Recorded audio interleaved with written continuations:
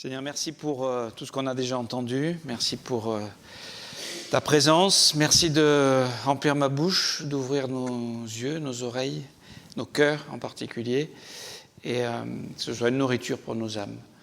Seigneur, merci pour la communion que nous prendrons à la fin de ce partage, pour ce repas auquel nous sommes invités jour après jour, où tu as pourvu pour nous une nourriture abondante, nourrissante, guérissante, parfaite, indispensable pour notre équilibre. Merci pour ta vie livrée, pour ton sang versé, pour ton pardon, pour ta grâce qui est là tout instant pour chacun d'entre nous. Et merci parce qu'on peut se tenir debout dans ta maison, pas par nos mérites ni nos œuvres, mais parce que toi tu as tout accompli pour nous, tout réglé pour nous. Et nous en sommes reconnaissants au nom de Jésus. Amen. Alors, on va parler de l'amour de Dieu. On est sur ce thème, on est en train de parler des différents attributs de Dieu et de qui est Dieu. Et Dieu est amour. Et donc on parle de... C'est un beau message, l'amour de Dieu quand même. Magnifique. Mais aujourd'hui, il faut qu'on redéfinisse les mots. Parce que ce qu'on a derrière l'idée d'amour, c'est peut-être pas ce que Dieu a derrière. Donc il va falloir... peut-être qu'on s'y arrête plusieurs fois. Qu'est-ce que l'amour de Dieu? Et peut-être la première chose que j'aimerais signifier, c'est que le message de l'Évangile et le message de la parole de Dieu et le message de Dieu pour les hommes est un message spirituel. Ça veut dire quoi, un message spirituel? Ça veut dire que Dieu emploie un langage spirituel pour des choses spirituelles. Et que on ne comprend pas le message de Dieu par l'intelligence humaine. C'est pas un message selon la sagesse humaine. C'est un message de puissance. Et il rappelle ça dans 1 Corinthiens, en particulier dans le premier chapitre. Il n'est pas venu faire un discours de sagesse selon les hommes, mais par la puissance du Saint-Esprit. Et le message de la croix, pour l'homme, 1 Corinthiens 18, c'est une folie. La prédication de la croix, c'est une folie. Comment on est sauvé parce qu'il y en a un qui est mort à notre place il y a 2000 ans. Et tout ce que j'ai à faire, c'est de croire en lui et d'accepter humblement que je ne peux pas me sauver, mais lui me sauve à ma place et paye ma dette à ma place. Oui, c'est pas plus compliqué que ça. C'est la bonne nouvelle de l'Évangile. Et j'aimerais vous signifier ce verset dans Jean 14, verset 8.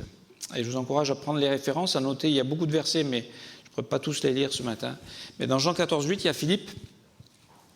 Il y a Jésus qui est en train de parler, puis Philippe, il dit « Seigneur, montre-nous le Père, et cela nous suffit. » Jésus lui dit « Il y a si longtemps que je suis avec vous, et tu ne m'as pas connu, Philippe? Celui qui m'a vu a vu le Père. Comment dis-tu, montre-nous le Père ?»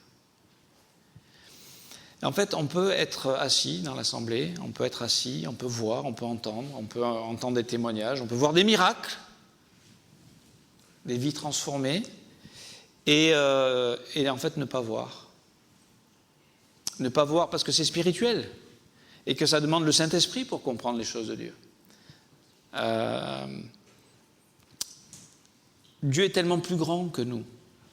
La gloire de Dieu est tellement plus belle, parfaite, elle est pure, elle est brillante, elle est puissante. En fait, on ne pourrait même pas la supporter. C'est ce que Exode 33 nous dit, où Moïse demande à Dieu « Fais-moi voir ta gloire ». Et pourtant, il était dans la présence de Dieu, dans le tabernacle. Chaque fois qu'il sortait, son visage rayonnait de la gloire de Dieu. Et il demande à Dieu « Montre-moi ta gloire ». Il était pendant 40 jours sans rien manger, sans rien boire, sur le mont Sinaï pour recevoir la loi de Dieu. Et pourtant, il dit « Non, personne ne peut voir ma face et vivre ». La gloire de Dieu est trop glorieuse pour l'homme pécheur que nous sommes. Mais quand même, il va le cacher dans le rocher, puis il va passer. Et quand il va retirer sa main, il dira « Tu me verras par derrière, mais ma face ne pourra être vue ». Donc, je veux dire, l'amour de Dieu, ma compréhension de l'amour de Dieu, c'est peanut par rapport à ce qu'est l'amour de Dieu. C'est ça que j'essaye de vous montrer. C'est qu'on a souvent une idée fausse, et évidemment, face à la vérité, il y en a un qui, dans ce monde, sème le mensonge, et essaie de tordre, essaye de confondre ce que c'est l'amour. Et aujourd'hui, tout le monde est à la recherche de l'amour, mais personne ne sait ce que c'est l'amour. Personne. Il y en a un qui sait. Évidemment, c'est celui qui est l'amour. Il est amour en Jean 4,8. Donc, on ne peut pas comprendre les choses spirituelles de manière naturelle. 1 Corinthiens chapitre 2, verset 13, il est dit qu'il a employé un langage spirituel pour les choses spirituelles. N'est-ce pas ?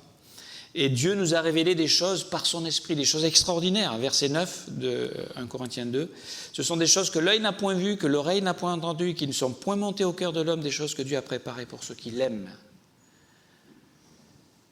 Il y a des belles choses que Dieu a préparées pour nous. Des choses extraordinaires. N'est-ce pas ?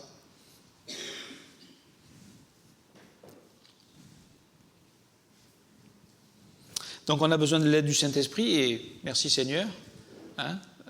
Il a vaincu à la croix, il est monté au ciel et le Père a envoyé le Saint-Esprit. Et maintenant, nous qui sommes croyants, qui avons cru, nous sommes le temple du Saint-Esprit, nous avons le Saint-Esprit en nous, le Consolateur qui nous a donné la vie éternelle et qui demeure éternellement avec nous.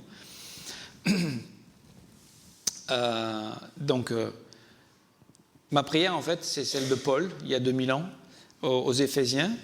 Et cette prière, c'est que Dieu ouvre les yeux de notre cœur pour savoir quelle est l'espérance qui s'attache à notre appel, quelle est la richesse de la gloire de son héritage qu'il réserve aux saints. On a besoin d'avoir cette perspective-là pour comprendre quel est l'amour de Dieu pour nous. Et donc, très souvent, l'amour, aujourd'hui, c'est réduit à une émotion. On pense que c'est un frisson, on ne sait pas trop d'où ça vient. Et on court après ces genres d'émotions, alors que ce n'est pas l'amour. Je pense à nos jeunes gens, et je pense à des adultes qui veulent rechercher les émois de leur jeunesse, de leur adolescence. Ce n'est pas l'amour, ça. Ce n'est pas l'amour de Dieu, ce n'est pas l'amour éternel de Dieu. C'est des émotions, bien sûr, mais c'est des émotions qui sont fugaces, qui sont là, que vous prenez, puis qui s'en vont et qui ne sont plus là. En fait, j'aimerais vous dire, tout simplement, c'est que ces émotions, quand on a, notamment dans une relation amoureuse, par exemple, puisqu'on parle d'amour, entre deux personnes, deux jeunes gens, c'est quand il y a ces émotions qui vous prennent, là, que vous ne savez pas d'où ça vient, c'est comme si l'autre personne devenait la réponse à vos questions, à votre vide, à votre besoin, celle qui vous aime. En fait, elle prendra la place de Dieu. C'est ça. Mais il n'y a que Dieu qui peut répondre à mon vrai besoin. Et c'est pour ça que les relations se font et se défont aujourd'hui, parce qu'on met tellement d'attentes sur l'autre qu'au bout d'un moment, ça ne tient pas. Ça ne peut pas tenir. Parce que justement, le seul qui peut combler le besoin d'amour dont nous avons tous besoin, je me répète dans mon vocabulaire, mais vous comprenez ce que je veux dire, c'est Dieu seul qui peut combler ce besoin. C'est notre Créateur seul. D'accord ? Un amour inconditionnel, infini, éternel, immuable. Il n'y a que Dieu qui a ça. Aucun être humain n'a ça. Alors, l'amour, ce n'est pas une émotion. Et quand j'ai entendu ça la première fois, je dois vous dire, je me disais, mais de quoi il parle ? Il ne connaît rien, celui qui... Mais c'est pas vrai, ça. Non, je vais vous dire, l'amour, ce n'est pas une émotion. L'amour, c'est une décision.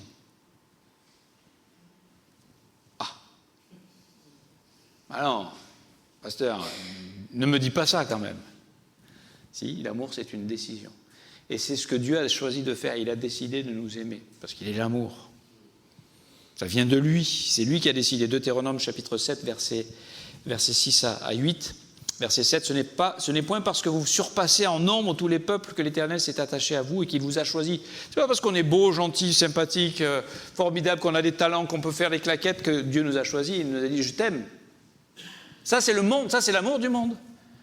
Parce que regardez les stars, on les aime parce qu'ils ont un talent. Et dès qu'ils échouent, on les déteste.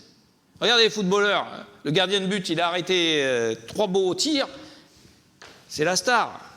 10 jours plus tard, il fait un match, il en prend 5, c'est le plus nul de tous les nuls. C'est pas comme ça que ça marche.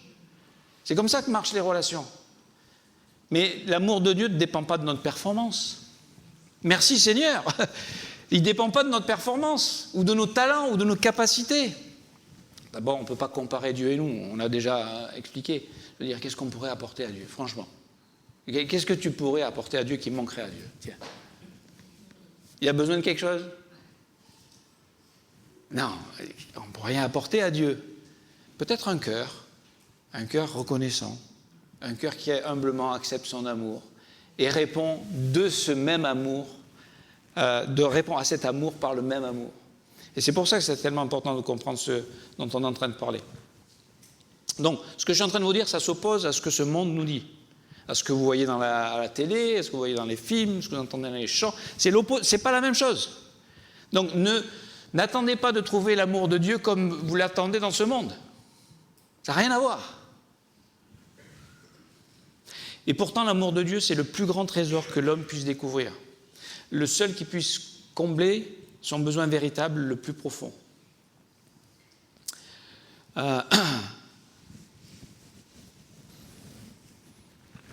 Le mal-être qui grandit dans nos sociétés matérialistes, c'est qu'il n'y a plus Dieu, et donc il n'y a plus l'amour divin.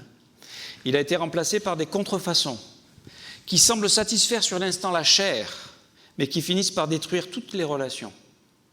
C'est la maladie du péché, de l'orgueil humain, qui pense pouvoir se suffire à lui-même sans Dieu. Ça, c'est l'amour du monde. D'accord ? On court après des choses...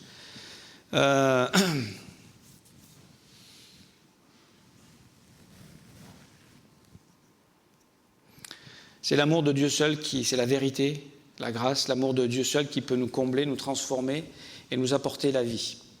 Alors là, écoutez bien, hein, je vais vous dire, je vais lire ce que j'ai écrit. Ça passe ou ça casse, mais ça devrait passer. À vous de le prendre. Et il n'y a aucune accusation ni un jugement pour qui que ce soit. C'est la vérité que je pense prêcher. La parole de Dieu. D'accord ? Donc, si ça vous touche, si ça vous concerne, prenez-le. Sinon, il n'y a pas de problème. En fait, je pense que ça nous concerne tous, donc prenez-le quand même. Mais je pense aux plus jeunes d'entre nous qui, aujourd'hui, sont subjugués et plus que cela, prisonniers émotionnels d'un système diabolique qui les dirige par le bout du nez en satisfaisant aux désirs de leur chair. Des émotions, des sentiments, des choses qui leur plaisent. Oui, je veux dire, il y a aujourd'hui, techniquement, on peut vous donner tout ce que vous voulez.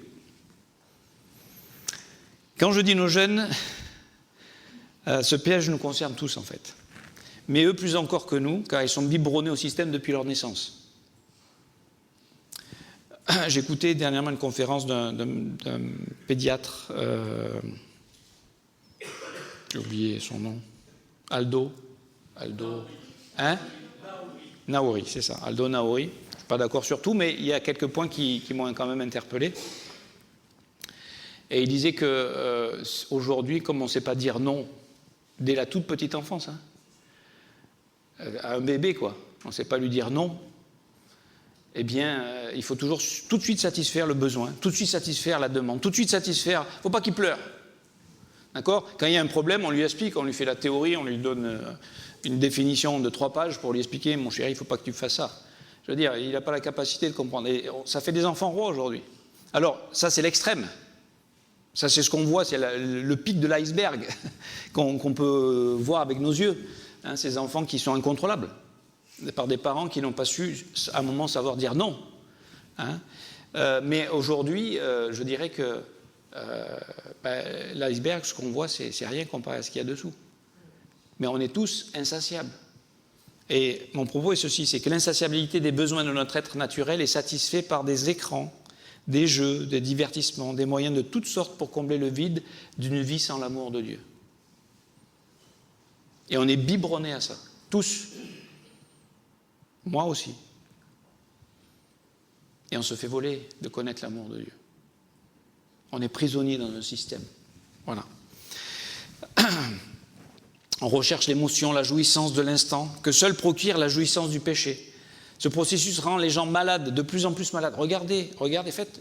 Pourquoi il y a tant de gens dans les hôpitaux psychiatriques ?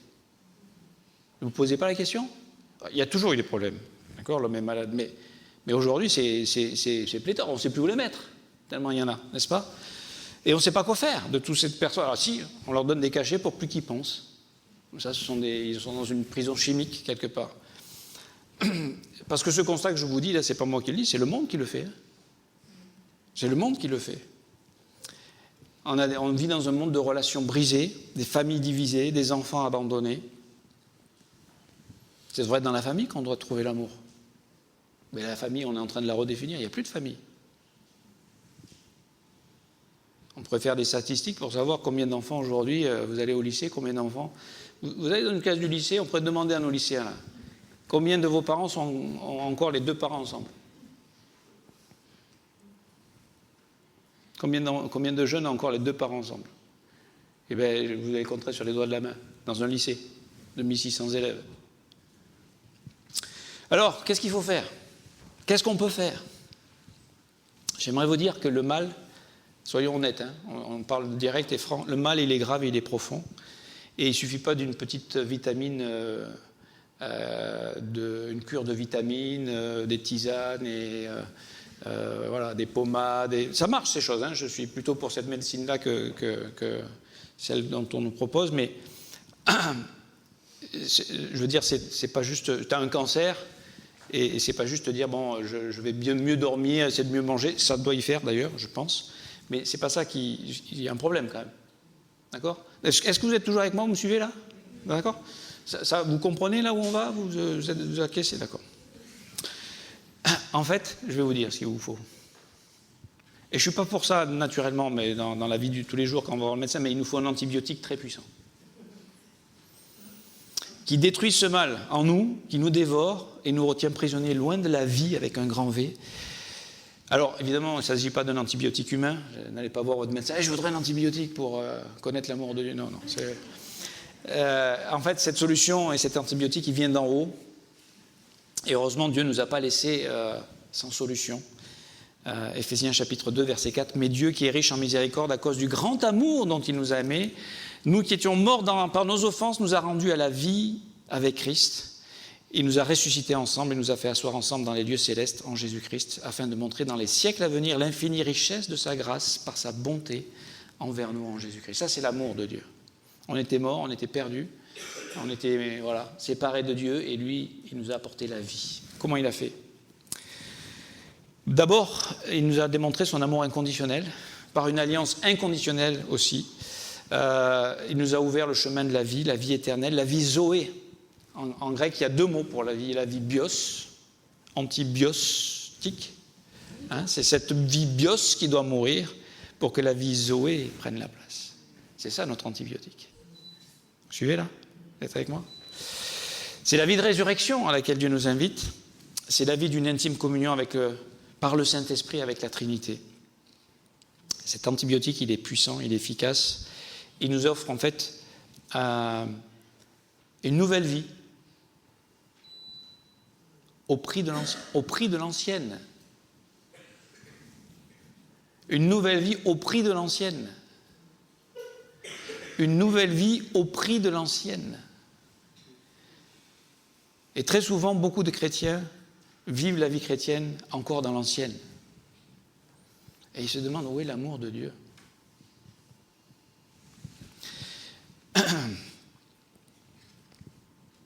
Ce que Dieu nous demande, Proverbe 23, 26, « Mon fils, donne-moi ton cœur ». Être chrétien, c'est pas juste je vais suivre. Beaucoup de gens pensent que la religion, c'est on suit des règles, il ne faut pas faire ceci, il faut être bien gentil, il faut donner un peu d'argent, il faut faire ses petites prières, voilà, et il faut faire des bonnes œuvres. Et ça, c'est un bon chrétien. Ça n'a rien à voir à être chrétien. La vie chrétienne, c'est la vie de Jésus-Christ. Ce n'est plus moi qui vis, c'est Christ qui vit en moi. Galates 2:20. Je vis la vie d'un autre maintenant. Je vis par un autre, je vis pour un autre. Avant, je vivais pour moi. Maintenant, je vis pour Christ, par Christ, avec Christ, en Christ, à sa gloire, dans son amour, avec ses provisions. Alors ça, c'est la vie quand on est rempli de l'esprit. Hein. On ne l'est pas toujours. Hein, et malheureusement, souvent... Alors on pense que l'antibiotique, ça y est, la vie bios est complètement morte. Un jour, oui. Un jour, la vie bios va s'arrêter. Hein. On le sait tous. Et là, on sera délivré complètement. Ça sera la pleine rédemption. Pour l'instant, des fois, elle veut reprendre... En fait, elle veut tout le temps reprendre le dessus. La vie bios. Mais on a reçu la vie Zoé, incorruptible, la semence incorruptible. Hein, dans 1 Pierre chapitre 1, on a reçu la vie éternelle. Si on a reçu la vie éternelle, est-ce qu'on peut perdre la vie éternelle? Juste une question de sémantique. Les gens qui disent je vais perdre la vie éternelle. Ben non, si tu as reçu la vie éternelle, sinon c'est pas la vie éternelle que tu avais reçue, c'était une vie, je sais pas, mais pas éternelle. Si elle est éternelle, tu ne peux pas la perdre. En parenthèse. Alors c'est la logique de Dieu que nous ne comprenons pas, que les disciples ne comprenaient pas. On ne comprend pas toujours l'amour de Dieu. Parce que Dieu, l'amour de Dieu, c'est pas, il est sentimental, oh oui, tu veux des bonbons, ben je vais te donner des bonbons. Tu veux cette relation, oh ben je vais te donner cette... Non! Dieu, il est saint, il est juste, il est parfait, il est droit, il est lumière, il est amour. Mais l'amour, c'est pas de te laisser faire tout ce que tu veux. C'est pas de vivre comme tu as envie. C'est pas d'avoir un Père Noël qui te dit donne-moi des bonbons et des cadeaux toute l'année. Dieu, il veut nous élever à sa ressemblance. Il veut nous façonner à l'image de Christ. C'est ce à quoi il nous a prédestinés, n'est-ce pas? Dans Romains chapitre 8, verset 29. Et donc Matthieu 10, 39 nous dit ceci, celui qui conservera sa vie la perdra, et celui qui perdra sa vie à cause de moi la retrouvera. Et vous savez pourquoi on ne va pas bien, nous les chrétiens? Parce qu'on conserve notre vie. On la protège, on la nourrit, on l'entretient, on lui fait plaisir, on lui donne des vacances. Et je ne dis pas qu'il ne faut pas prendre des vacances de temps en temps. Mais je veux dire, on ne s'occupe que de ça. Et non, c'est lui qui perd sa vie. Mais je la perds où, ma vie? Pas dans des œuvres, il faut courir partout, faire tout le temps l'activisme, marcher. Tout ce que le pasteur demande, je le fais. C'est pas ça. Tout ce que Dieu demande. Par la foi, j'essaye de le faire. Je vis devant Dieu, pas devant le pasteur, pas devant les hommes. Même si ça fait partie, il faut le reconnaître, si je ne me sers plus moi-même, je sers qui? Je sers l'Église, je sers le corps de Christ, je sers mes frères et sœurs. C'est là que j'apprends à plus me servir moi-même. Le chrétien qui vit tout seul sa vie chrétienne, il se sert tout seul. Et il a son Dieu à lui. Excusez-moi, il peut le faire, il n'a pas perdu son salut puisqu'il a reçu la vie éternelle, mais il passe à côté de ce que c'est l'amour.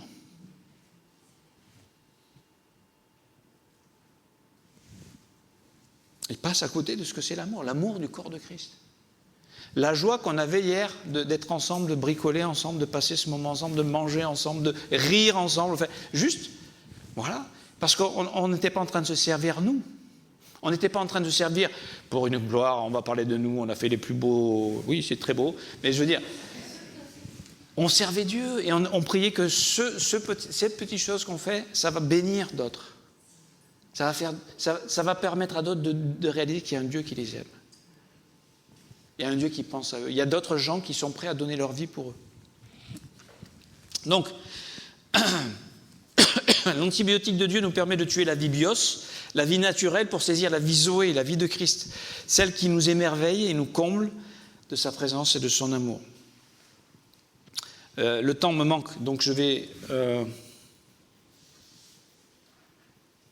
2 points. Premier, si je peux avoir encore votre attention, parce que, vous savez, quand j'étais à l'école, j'étais pas peut-être le meilleur des élèves dans le sens que je manquais quand même de discipline. Mais il y avait une chose que j'avais compris, et les jeunes, si vous voulez bien m'écouter, il y avait une chose que j'avais compris, c'est que quand j'étais à l'école, je ne pouvais pas faire autre chose. Bon, maintenant, avec les téléphones, tu peux l'avoir sous la table, peut-être faire autre chose, mais... Donc je me suis dit, au moins je suis là, qu'est-ce que je fais? Je vais écouter. Au moins j'écoute. C'est là que j'apprenais mes leçons en fait. Un peu moins à la maison, mais là je les apprenais les leçons. C'est pas un exemple, évidemment. Mais au moins quand on est là, on écoute. Parce que peut-être il y a une parole qui peut sauver notre vie. Et je veux dire, c'est pour ça qu'on vient. C'est pour entendre Dieu nous parler, nous encourager, nous montrer son amour, nous montrer ses projets, ses promesses, nous éclairer, nous donner l'intelligence du Saint-Esprit pour comprendre les choses que Dieu nous a offertes.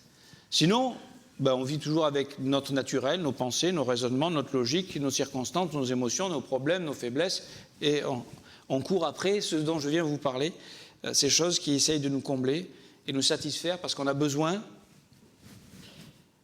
On est tous addicts de quelque chose. D'accord? Et ça veut dire qu'on est prisonnier quand on est addict. D'accord? Alors Dieu a donné toutes ces choses pour qu'on en profite avec lui, en lui, par lui, et en rendant grâce. Je veux dire, un bon repas. Je veux dire, Dieu n'est pas contre ces choses-là. Mais quand ça devient notre Dieu, C'est triste. C'est triste. Alors, tout commence bien sûr avec la nouvelle naissance. Et ce que je voulais communiquer quand même, c'est que peut-être parmi nous, je connais tout le monde plus ou moins, mais je pense à nos jeunes aussi en particulier, c'est qu'eux, ils sont nés dedans. Mais ce n'est pas parce que tu es né dedans que tu es né de nouveau. C'est que parmi eux, peut-être certains ne sont pas nés de nouveau.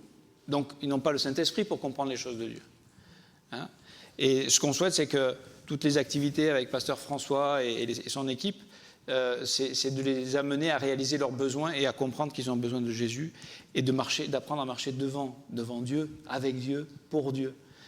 C'est ce que nous, on a découvert, c'est ce qui a changé nos vies et c'est ce qu'on leur souhaite aussi. Mais si on n'est pas né de nouveau, tout ce que je suis en train de vous dire, là, c'est du charabia. Même si on peut comprendre un peu l'idée, la vie, Zoé, perdre ma vie pour avoir une autre vie, mais de quoi tu me parles? Mais le jour où on a rencontré Jésus, on sait. Et une fois qu'on sait, donc une fois qu'on est né de nouveau, eh bien il y a une chose que nous devons chérir en tant que chrétiens, ça s'appelle la croix. Ça s'appelle la croix. Et nous, on essaie de résoudre nos problèmes. On essaye de changer notre conjoint. On essaye de faire ceci, cela. Alors que Dieu nous demande, viens à moi. Abandonne. 1 Corinthiens 13, on va lire 1 Corinthiens 13 et on terminera avec ça. J'ai changé un petit peu le texte, vous allez comprendre tout de suite. On va lire déjà dans la seconde. 1 Corinthiens 13, verset 4. Alors, les 3 premiers versets nous rappellent que tu pourras avoir les plus grandes des richesses, le plus grand don, faire les plus belles choses extraordinaires. S'il n'y a pas l'amour de Dieu, pas l'amour des hommes, l'amour de Dieu, peanuts, zéro. Et tu es passé à côté. Tu as gagné le monde, mais tu as perdu ton âme. Et verset 4. Christ est patient. Christ est plein de bonté. Christ n'est point envieux. Christ ne se vante point.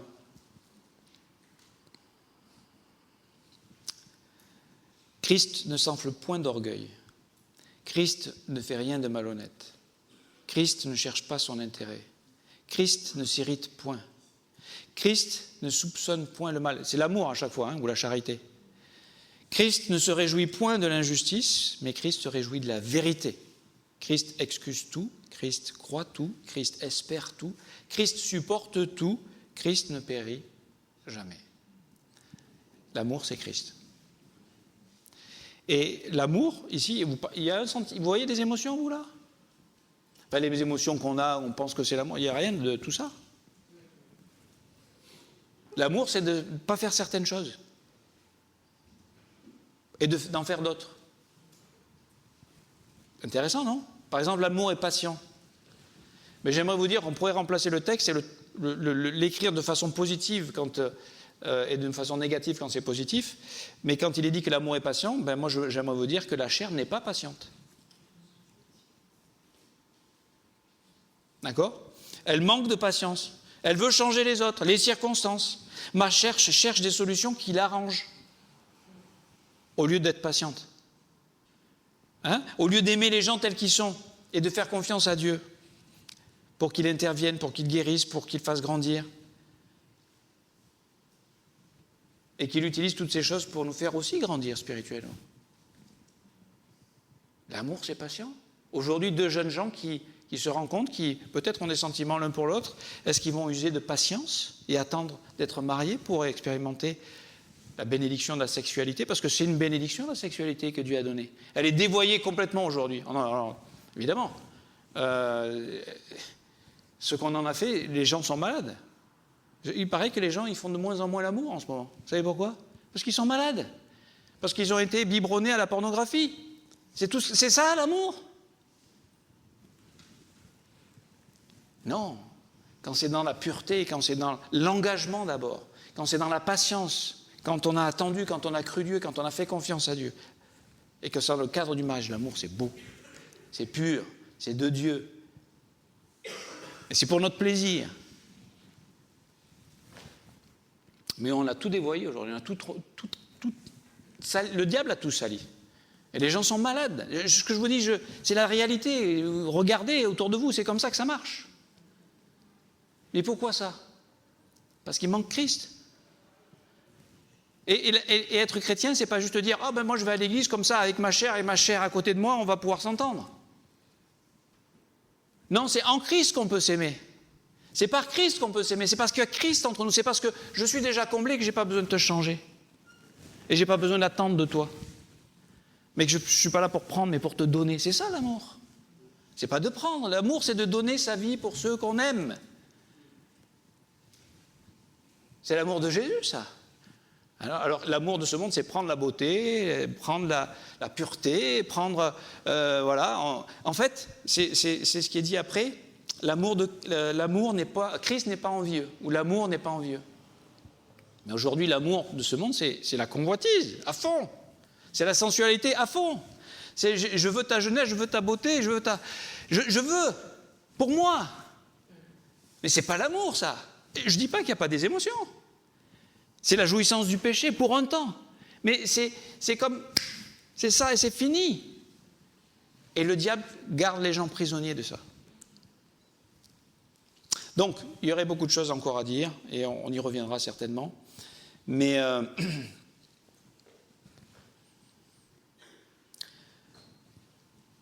comment je vais conclure?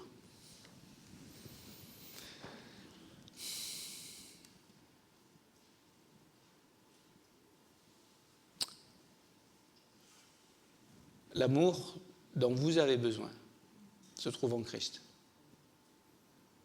Et par la foi, parce que c'est par la foi que ça marche. On ne comprend pas tout, on ne gère pas tout, mais on a un Dieu qui est avec nous et qui est pour nous. Et si vous avez, par cette foi-là, on peut aller à la croix. Et Jésus, dans Luc chapitre 9, versets 23-24, il nous dit que si on veut le suivre, c'est quotidiennement. C'est pas une fois que j'ai pris ma croix, je suis allé à la... En fait, où se trouve l'amour? Voilà, où se trouve l'amour? Ça serait peut-être le titre du message. Où se trouve l'amour? Le véritable amour. Il est démontré à la croix, il se trouve au pied de la croix. Et si on n'est pas là, on ne connaît pas l'amour de Dieu. Vous pouvez être dans votre coin, être dans la pitié de soi, vous dire « tout le monde est méchant, même Dieu. Je suis tout seul. » Et vous pouvez mettre des arguments les uns derrière les autres. Mais si tu ne vas pas à la croix, ça c'est la chair, si tu ne vas pas à la croix, tu auras raison, tout seul, et malheureux, et sans amour. Mais si tu vas à la croix, si tu perds, ça te demande de l'humilité, ça demande de perdre son honneur, sa fierté. J'ai besoin du secours de Dieu, j'ai besoin du salut de Dieu. Et quand tu acceptes par la foi de mourir et d'abandonner, derrière, il y a quelque chose que tu n'attendais pas. Ça s'appelle la vie de résurrection. Et là, il y a une rencontre avec Dieu. Là, il y a l'amour de Dieu qui se révèle.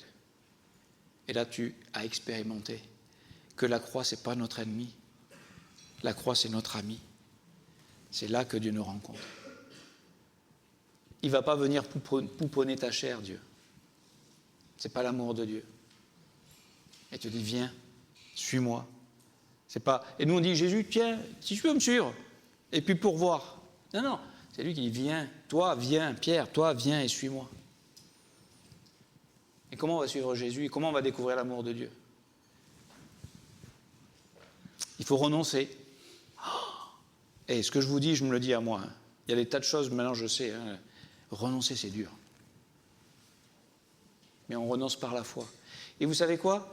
Je ne veux pas juste dire un message négatif. En fait, c'est facile de renoncer quand on trouve la vie derrière. Quand on a goûté combien Dieu est bon, après tu dis, mais tout ça fait avancer. Franchement. Mon téléphone, oui, non, on est tous piégés avec ça. Hein. Moi le premier. Hein. Combien d'heures on passe là-dessus? Ça fait peur. Et nous, moi je ne suis pas né avec. Hein. Vous savez qu'avant on vivait sans ça? Et ceux qui sont nés avec. On a vécu sans ça. Et peut-être, dans certains domaines, on vivait mieux parce que ça, c'est une cochonnerie. C'est une cochonnerie. C'est un outil mal utilisé et le diable vous perd avec ça. Nous perd avec ça. Ok, bon, je m'arrête là. L'amour de Dieu, c'est la plus belle chose à découvrir. Et c'est jamais, on arrive, oh ça y est, j'ai épuisé l'amour de Dieu. Vous n'arriverez jamais à épuiser l'amour de Dieu. D'accord ? Et personne ne le mérite, mais on peut venir à la croix et tout le monde peut le recevoir. Donc, moi, tout ce que je peux vous dire, si vous êtes fatigué de vous-même, il y a un bon endroit pour aller vous reposer.